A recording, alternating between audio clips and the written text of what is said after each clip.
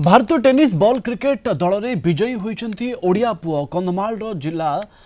जिला राइकिया थाना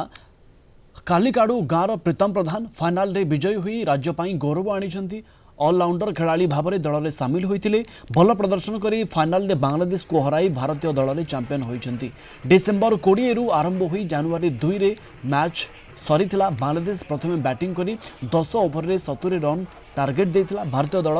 8 wicket 71 run कर फाइनाल में बांग्लादेश को हराई देता गाँव को फेरिबा परे प्रीतम को स्वागत संबर्धना दि जाइथिला पुअर सफलता पर परिवार लोके बेस खुशी।